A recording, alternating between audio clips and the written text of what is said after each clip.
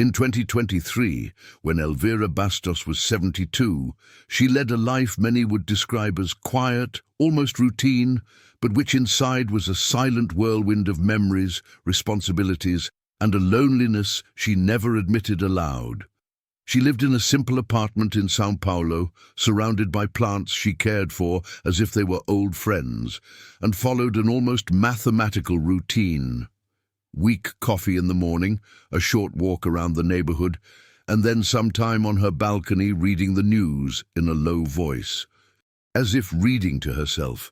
To everyone else, she was the typical, kind grandmother, the one who always appeared with a cake, who smiled at the neighbors, who seemed frail and a little disconnected from the modern world. But no one imagined that this same woman had managed a logistics company for decades, overseeing warehouses, routes, contracts, and employees, while her husband Armando spent his last years ill. No one truly knew her. Everyone preferred to see her as a caricature of sweetness and not as the strategist she had truly been. On that particular day, her granddaughter Clara's wedding day, Elvira woke up with a sense of excitement she had rarely felt in recent years. It wasn't just a family celebration. In her heart, it was almost a way to honor Armando, to silently tell him, "Keep taking care of our family as you taught me." She dressed with unusual care, her navy blue dress, which she kept for special occasions, the pearls she had inherited from her mother, and a soft perfume she almost never wore, considering it too elegant for everyday life. As she looked at herself in the mirror, she noticed something different in her expression, a warm, almost childlike pride in having paid for every detail of the party. From the buffet to the last petal of the decorations, everything had come from her savings, from a lifetime of work. She got into the car feeling like an essential part of that day, never imagining that this same excitement would be shattered at the entrance to the reception hall, transforming what should have been a day of celebration into the exact moment when her life would change forever. When she arrived at Recanto Dourado, the luxurious venue she herself had paid for without complaint, Elvira felt a slight tremor in her hands, that tremor that only appears when something truly matters. The entrance path was decorated with warm lights, white flowers, and a soft jasmine scent mingled with the afternoon breeze.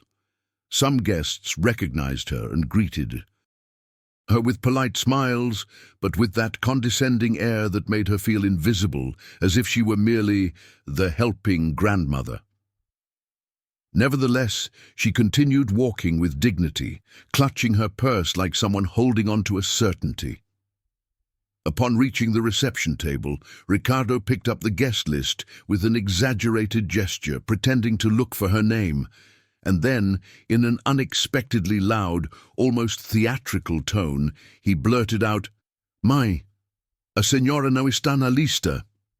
The phrase landed like a stone in a still lake. An awkward silence immediately fell over those present. Sonia, the daughter-in-law, stood to one side, observing the scene with a small, smug smile, the kind you only see on people who enjoy feeling superior. Elvira, confused, took a step forward, believing it was a misunderstanding. But Ricardo, his jaw clenching, moved to block her path, as if he were preventing a stranger from crashing the party. People watched, some with morbid curiosity, others with obvious discomfort. No one, absolutely no one, intervened. And Clara, her beloved granddaughter, the reason for so much sacrifice, was a few feet away, looking the other way. At that moment, something inside Elvira broke in a way that made no sound, but hurt, as if her chest were sinking inward. Even so, she remained upright, with that quiet elegance possessed only by those who have survived far worse. Elvira tried to say, "Ricardo, there must be some mistake," but her son cut her off with a curt, impatient gesture, like someone brushing aside a leaf in the way. The event coordinator approached cautiously, with that tense smile of someone who fears a scandal, and asked quietly if there was a problem. Ricardo, puffing out his chest as if authority were his by right, declared loudly, "She's not allowed in." The word "authorized" hit her like an icy stone in the stomach. Elvira felt the air around her thin, as if the whole world had decided to shrink in that very second. There she was, the woman who had paid every penny for the celebration, being treated like an intruder, a nuisance, an obstacle that needed to be removed before she ruined the party. Murmurs began to spread among the guests, that poisonous mixture of curiosity and discomfort that makes the blow even more humiliating. One of the guards, not fully understanding the situation, approached her in a polite but firm tone, asking her to leave to avoid any problems. It tore at something inside her that she had been suppressing for decades. Problems, her, the same woman who had supported the entire family for years, who had paid for their studies, trips and debts without receiving a single thank you. Sonia, resplendent in her gold dress, crossed her arms with an expression that mixed satisfaction and disdain, as if the scene had been written for her. Clara, in her immaculate white dress, barely glanced at her grandmother. And didn't move, didn't take a step, didn't say a word. Elvira felt heat rise too. Her face, a mixture of shame and disbelief, but she kept her back straight. She adjusted the pearls that were slipping down her sweat-damp neck, took a deep breath, and turned away with a dignity that no one there deserved to witness. That walk towards the exit was slow, heavy, but something deep inside was beginning to come loose, like a knot that finally loosens after a lifetime of tension. As she walked toward the light-colored stone parking lot, Elvira felt each step as if she were leaving behind not just the party, but entire decades of stifled silence. The air outside was colder, almost harsh, but infinitely more honest than the plastic smiles she had seen inside. The music from the ballroom reached her muffled, as if it belonged to another world, where she had never been welcome. She opened her car door with hands that trembled slightly, not from weakness, but from a strange mixture of shame and lucidity. She sat down slowly, took a deep breath, and rested her forehead on the steering wheel for a long second. She didn't cry. There were no tears. Only a brutal clarity, like when a dense fog finally dissipates and reveals a landscape that had always been there, only no one had dared to look. Absurd details appeared in her mind. The smell of old leather, the flash of lights reflected on the windshield, the distant echo of people celebrating something built with their money, but without her. It was then, as she started the car and saw her hands reflected in the windshield, that something unexpected happened. Elvira didn't feel defeated. She felt awake. The silence that enveloped her wasn't empty, but a new, almost sacred space, as if life had granted her a second before a major decision. And perhaps you, reading this now, can feel that same lump in your throat, or that urge to say, "I've been there too." With that same sudden calm, Elvira placed her hands firmly on the steering wheel and pulled out of the parking lot slowly, but with a determination she hadn't felt in years. It was the first step towards something that neither her family, nor the guests, nor even she herself could have imagined just a few hours before. The drive home was almost automatic, as if the car were guiding itself and she were barely following its movements. The city lights passed in front of the windshield like long, blurry lines, and for the first time in many years, Elvira allowed her mind to focus solely on herself. She didn't think about Ricardo, or Sonia, or Clara in her white dress.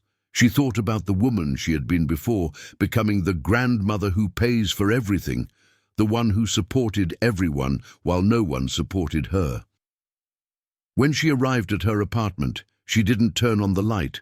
She walked straight to her small desk, that corner that many considered merely a sentimental space filled with old memories, but which for her was a territory of power. There, inside the second drawer, she kept a folder labeled in firm handwriting. Clara's wedding. She opened the folder with the precision of someone who had spent her life organizing important documents. Contracts, receipts, transfers, budgets, everything was there. She hadn't just paid for the wedding, she was the legal contractor, formally responsible for every service. As she reviewed the papers, she felt a strange surge, a mixture of indignation and ancient strength, as if the businesswoman Elvira, the one who managed the logistics with Armando, had awakened after a long slumber. Without wasting a moment, she picked up her landline, the one she always used, and called Dr. Matias, her trusted lawyer and Ricardo's godfather.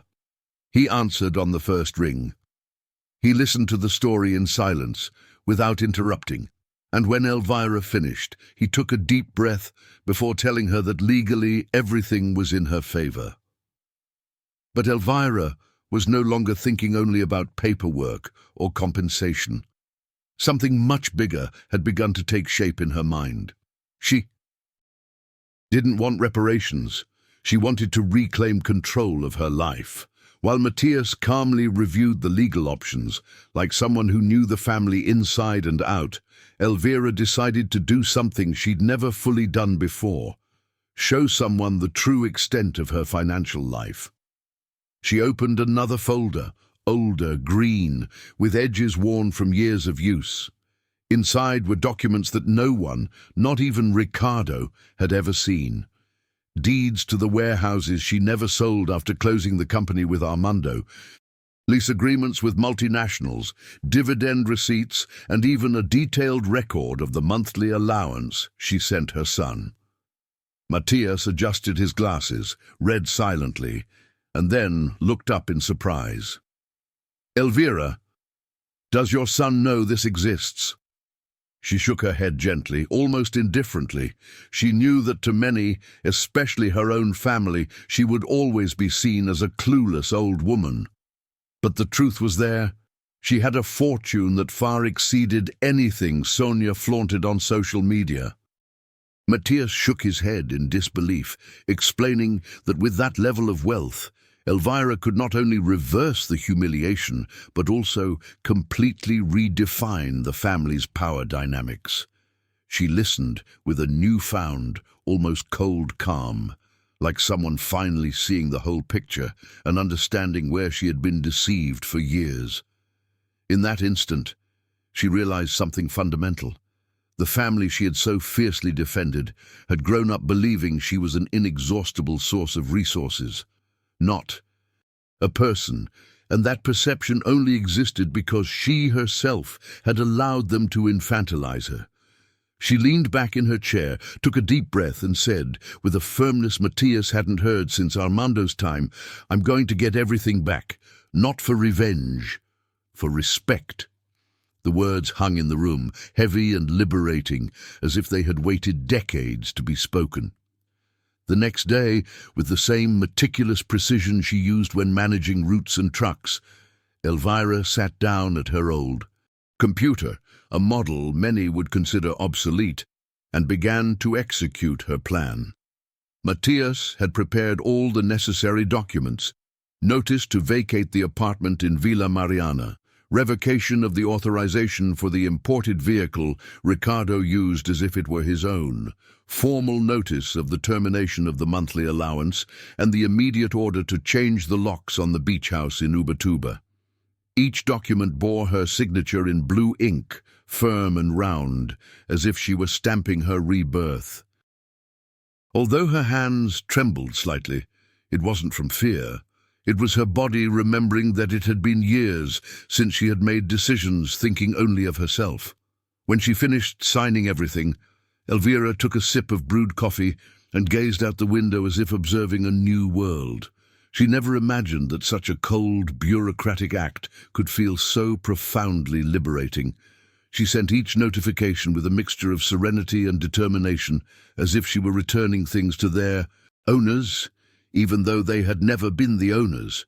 Meanwhile, Matthias coordinated with a trusted locksmith to secure the house in Ubatuba and with a court officer to deliver the notifications in person. Everything was moving like a well-oiled machine. But Elvira knew that the real blow was yet to come, the moment when Ricardo and Sonia would discover that the luxurious life they flaunted on social media was built on an illusion that had just crumbled. And the blow came faster than she expected. Ricardo and Sonia were in Paris, enjoying a belated honeymoon, feeling like the main characters in a life financed by others. The first shock came when they tried to pay for dinner at a fancy restaurant and the card was declined. Sonia laughed, thinking it was a system error, but the second card was also declined.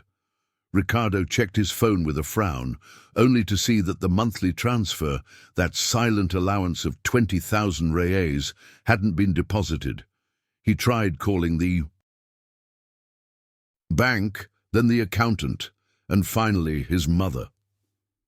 The tone of his voice when he left the message was a mixture of irritation and fear, two emotions that never surfaced unless something they considered theirs was at risk.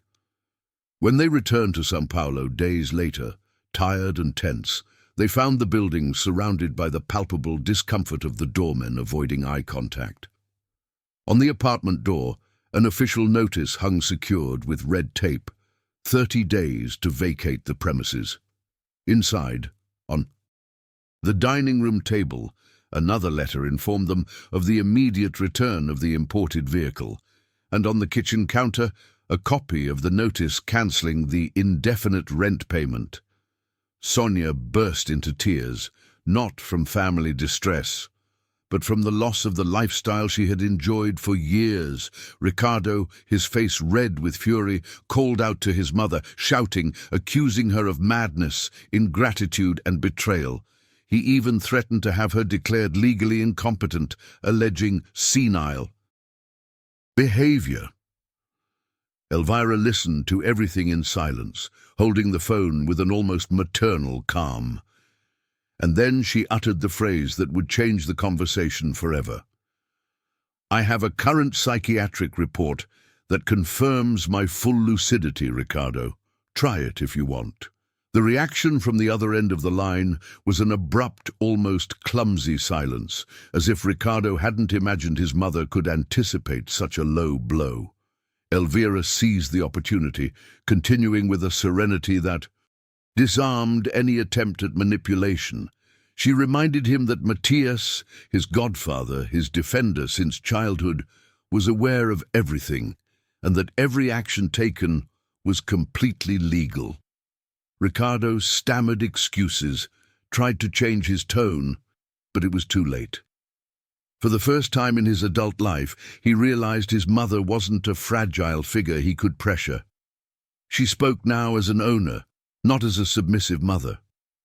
When she hung up, Elvira felt a mixture of relief and sadness, not for losing the son she loved, but for finally understanding that she had never truly had him. She had raised a man accustomed to receiving, not to acknowledging. The final proof of that awakening came days later, in a scene Elvira would never forget. Ricardo appeared in the building's entrance, furious, shouting her name for all to hear, as if the commotion could somehow bring back what he had lost. Neighbors peered discreetly through half-open doors, and the doorman, a kind man with a thick mustache, watched the scene with concern. Elvira descended in the elevator, her back straight and her hair pulled back with elegant simplicity. Upon seeing her, Ricardo began demanding explanations.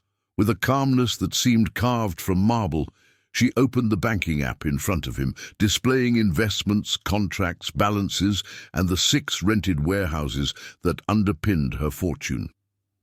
Ricardo went pale. Never, in all those years, had he imagined that his mother managed a fortune that surpassed anything he could have considered possible. For him, this revelation was the end of his castle of privilege.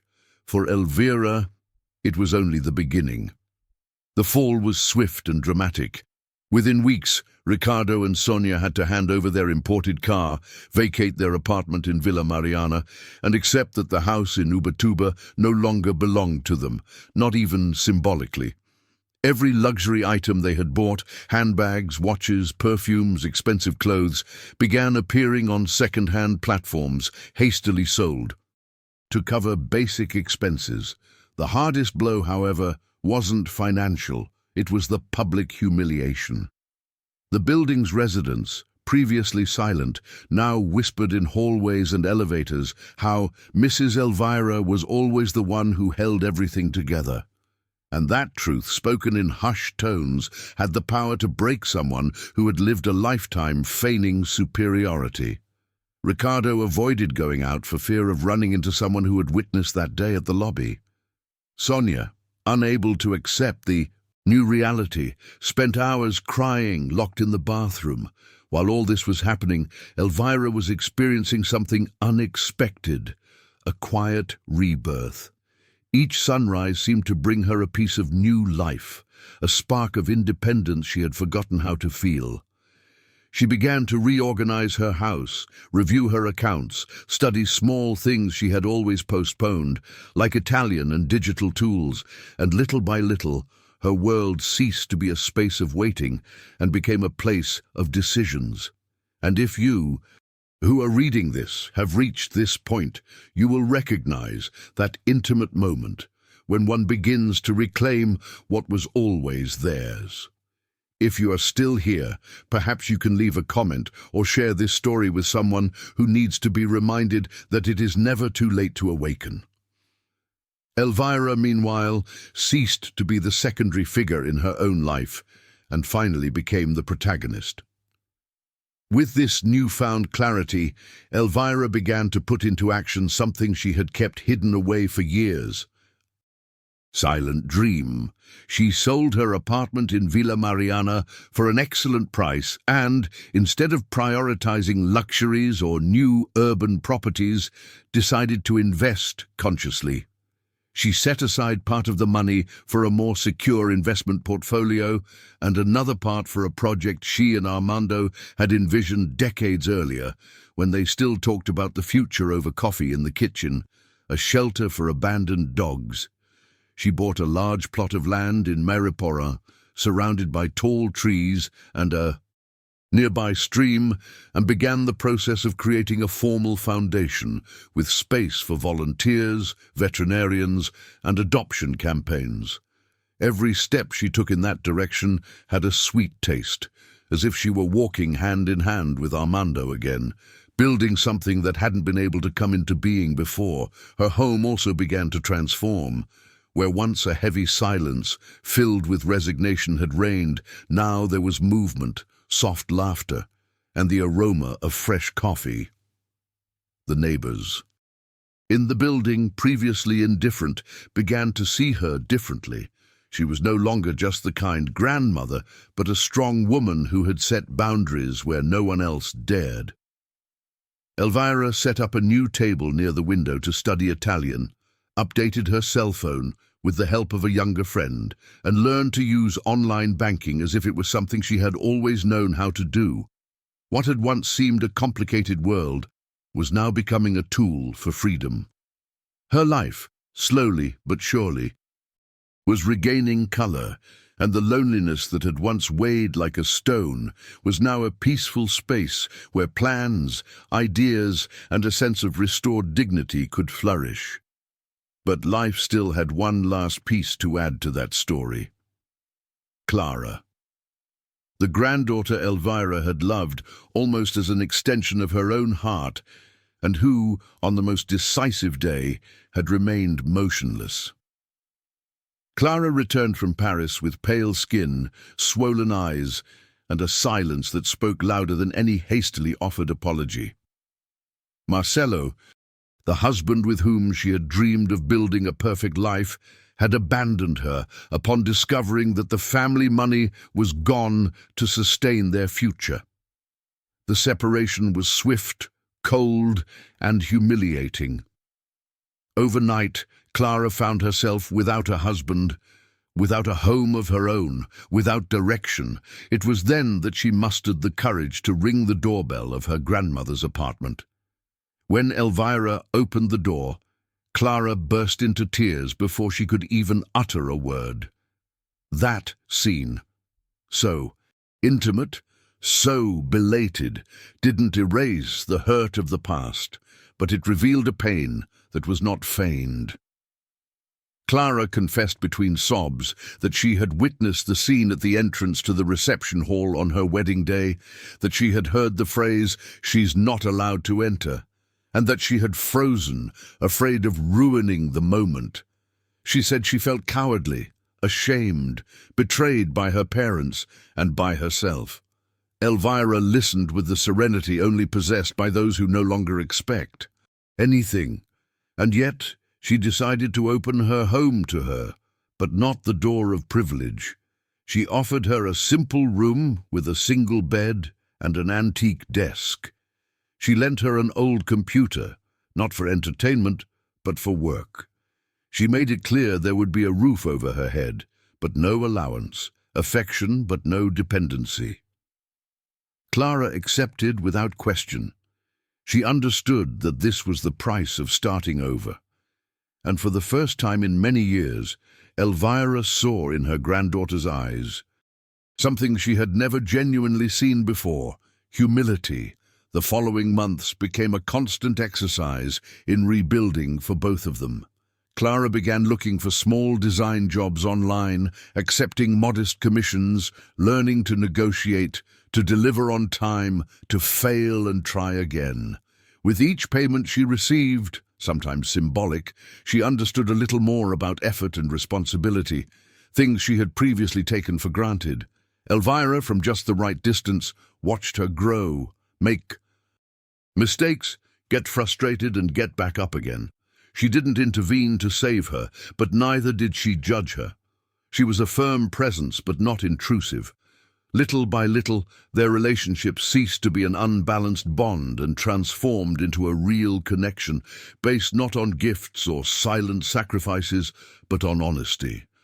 Elvira discovered that loving could also mean allowing the other person to face their own paths. As Clara grew stronger, the shelter in Mariporam progressed like a dream-taking, shaped day by day. Elvira oversaw the construction of the kennels, the installation of a small veterinary clinic, and the preparation of a green space for the most fearful dogs. Each visit to the site filled her with a quiet joy, one that depended on no one else. The volunteers who began to join admired her without knowing her full story. They saw only an older woman with an enormous purpose and an unwavering will, and that, for Elvira, was enough. In that place, no one called her old lady. No one saw her as a source of income. No one expected her to sacrifice herself for the comfort of others. There, she was simply Elvira, a woman who had survived the scorn of her own family and had chosen to build something that gave love back to the world in a way that no one could buy. With the shelter nearly complete and her home brimming with new life, Elvira began to look back differently. Not with pain, but with a profound understanding of why everything had happened the way it did. The sheet wedding day, which at the time had seemed an incurable wound, now revealed itself as the precise moment when something within her had awakened. She realized that if no one had thrown her out of that party she herself had paid for, she would have continued living as a shadow, supporting those who had never looked upon her with gratitude. That public humiliation, so cruel, so cold, was also the final act in a play where she had performed a role that no longer belonged to her. And although the memory still ached in some places, it was no longer an open wound. It was a mark that proved her resilience. A year later, Elvira officially inaugurated the Armando Bastos Foundation, the dog shelter named after the man who had always believed in her. The event was simple, surrounded by volunteers, neighbors, new friends, and some of the rescued dogs who were already wagging their tails as if they understood that something big was beginning. Elvira cut the ribbon with steady hands and a smile that held no hint of sacrifice. It was pure freedom. Ricardo and Sonia were mere distant shadows, figures erased by their own choices. Clara, now more mature and stable, was there, helping to carry boxes and sacks of food, proud of the grandmother she could finally see with new eyes. And as the afternoon sun illuminated the grounds, Elvira understood her deepest truth. The party she had lost was never truly hers, but the one she had won, the party of her own life, was a place where she was the hostess, the guest of honor, and the absolute mistress of the room.